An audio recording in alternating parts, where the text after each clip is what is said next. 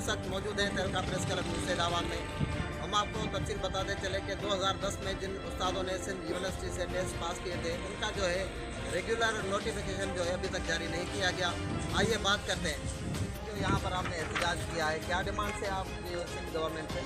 Sir हमारी demand कोई इतनी बड़ी नहीं है, हमारा जो हक है वो सिर्फ हम मांगने आए हैं। मसला ये है कि 2010 में सिंध यूनिवर्सिटी के जो टेस्ट लिया गया था उसमें जो टीचर्स भर्ती किए गए थे, 2010 में भर्ती किए गए टीचर्स जो है 9 साल गुजरने के बावजूद 9 साल गुजर गए हैं, अभी तक उन्हें कन्फर्म नहीं किया गया।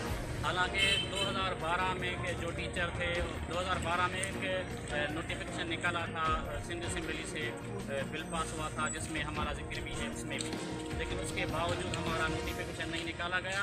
उसके बाद जो है ना एक सूबा है, एक ही सिंध में 2 निज़ाम हैं।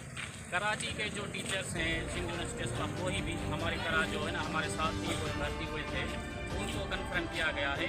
लेकिन जो है सिंध के बाकी जो अजला हैं उनमें जो है ना टीचर्स जो हैं दर बदर जो है ना वो फिर रहे हैं, एहतजाज हो रहे हैं, पूरा एहतजाज कर रहे हैं पूरी सिंध में जो है, लेकिन हमारा कोई सुनने वाला नहीं है। सही सरदार शाह से बड़ी उम्मीद थी हमारी, जब वो आया उनकी जो है ना बाकी काम बहुत अच्छे हैं। हमने सोचा कि अब जो है साईं सरदार शाह आ गया है हमारा मसला हल हो जाएगा, लेकिन साईं ने भी ऐसा कोई काम नहीं किया जिससे हमारी बेचैनी खत्म हो सके। आए कि हमें रेगुलर किया जाए, कराची के टीचर्स को रेगुलर किया गया है, अब हमें भी रेगुलर किया जाए, बस हमारा यही मुतालबा है। मेरठ जो कत्लेआम सिंध यूनिवर्सिटी टीचरन के एक सूबे में नितो निज़ाम मेरठ जो कत्लेआम।